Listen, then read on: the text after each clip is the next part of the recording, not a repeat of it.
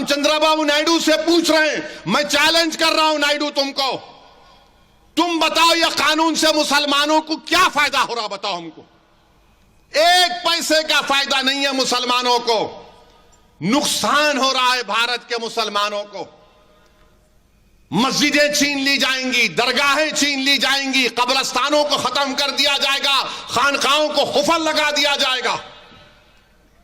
यह कानून कर रहा है। और चंद्रबाबू नायडू, मैं ये समझ रहा था कि शायद आप 2002 में बीजेपी का साथ देने के बाद आप इस तरह की गलती नहीं करेंगे, मगर आपने यह साबित कर दिया कि जहां पर मुसलमानों का मसला आएगा, आप संघ परिवार के एजेंडे को पूरे भारत में नाफिज करेंगे। आप इस मुल्क को, इसके सेकुलरिज्म को, इसके प्लुरलिज्म को, इसके डाइवर्सिटी को कमजोर करना चाहते। क्यों किया चंद्रबाबू नायडू ने ये? अरे आपको आंध्र प्रदेश का कैपिटल बनाना है, बनाओ, हम भी लड़ेंगे अमरावती के लिए। आंध्र प्रदेश की तरक्की के लड़ना, हम भी लड़ेंगे आंध्र प्रदेश के लिए, ये हमारा पुराना रियासत रहा है। मैं तो एमएलए था 10 साल आंध्र प्रदेश का, हम कभी आंध्र प्रदेश को नहीं भूलेंगे। मगर आप अमरावती के नाम पर कैसे सौदा कर सकते भारत के संविधान के ऊपर? आप आंध्र प्रदेश का हवाला देते हैं और कैसे आप कॉन्स्टिट्यूशन को कमजोर करने की इजाजत दे सकते हैं?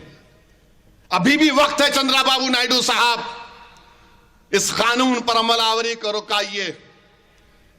आप अगर ऐलान कर देंगे कि तेलुगु देशम इसकी तायीद नहीं करेगी, इसके खिलाफ है, तो यकीन मानिए यह कानून का असर कम हो जाएगा रातों रात। मगर चंद्रबाबू नायडू नहीं करना चाहते। क्यों नहीं करना चाहते? क्योंकि वो सेकुलरिज्म पर कॉम्प्रोमाइज कर चुके हैं। हमारे तेलुगु देशम के बहुत से मेरे भाई हैं, मैं उनकी बड़ी इज्जत करता हूं, जो जरूर उस पार्टी में हैं। वो कुछ नहीं कर सकते, मुझे मालूम, मजबूर है वो। मगर हम डायरेक्ट चंद्रबाबू नायडू को बोल रहे हैं, आपने बहुत बड़ा गलत काम किया है। आपने मुसलमानों को धोखा नहीं दिया, आपने संविधान को धोखा दिया है। आपने बाबा साहेब अम्बेडकर के संविधान को कमजोर करने का काम किया है। अरे कौन इख्तिदार पे रहेगा?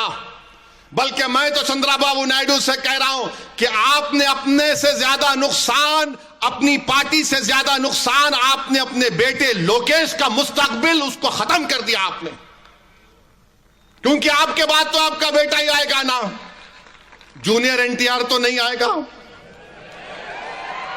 अब्बा इतना पॉपुलर है उन्हें, मेरे को नहीं मालूम। आता क्या उन्हें? आता क्या? नहीं न्यूज बनना ना, ये भी आप लोकेश को परेशान कर दिए।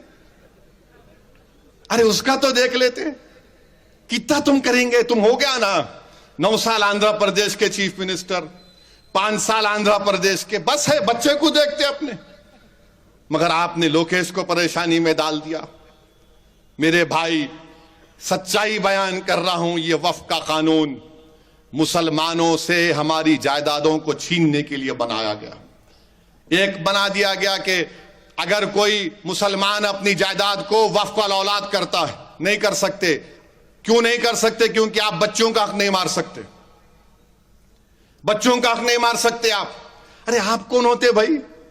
मैं अल्लाह को दे रहा हूं, अल्लाह को बोल रहा हूं, अल्लाह को उसका मालिक बना रहा हूं। मेरा बेटा बेटी भाई बहन कहां से आ गए इसमें? मैं अल्लाह को मालिक बनाकर बोलता हूं इसके बेनिफिशियरीज में मेरा बेटा बेटी रहेंगे। ट्रस्ट कैसा है? इसका फायदा बेटा बेटी को होगा। मगर चंद्रबाबू नायडू, पवन कल्याण, नीतीश कुमार, कुमारास्वामी, जयंत चौधरी, ये सब मिलके बोले नहीं नहीं, बच्चों का हक नहीं मारना। अम्मा, बच्चों से इतनी मोहब्बत कैसा हो गई तुम्हारे को? अगर बच्चों से इतनी मोहब्बत है तो वो जो बच्ची जिसकी अस्मत रेजी गुजरात में हुई थी,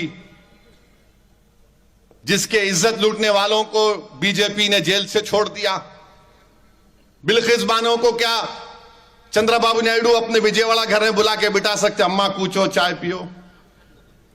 नहीं बोल सकते ना।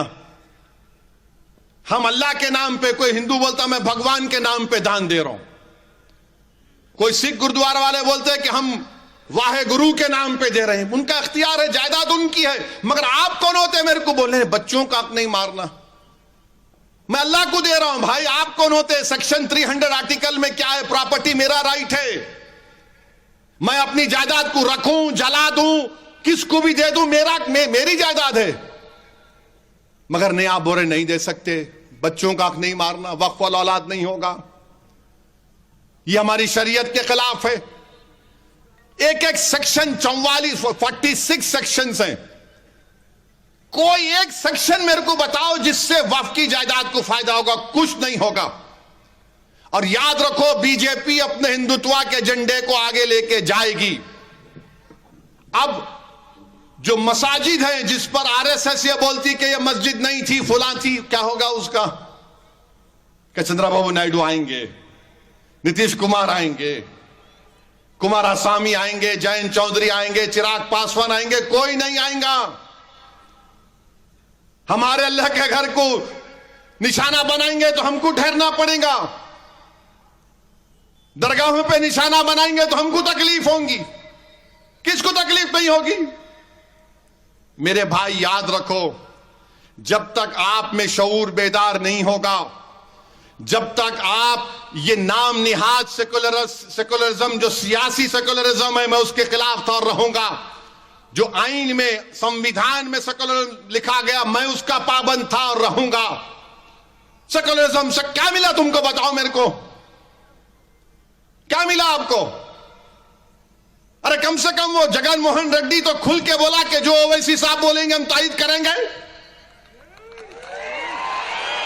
और पूरे एमपीज उनके खड़े होकर मुखालिफत करे। उन्हें क्या नहीं करा अलग बात है, मगर कम से कम ऐसे कानून के वक्त तो जगन के पूरे एमपीज खड़े होकर बोले नथिंग डूइंग, हम साथ सपोर्ट नहीं करेंगे। मैं उनका शुक्रिया अदा करता हूं, उन तमाम पार्टीज का शुक्रिया अदा करता हूं जिसका भी जिक्र किया, जिन्होंने इस काले कानून के खिलाफ वोट दिया।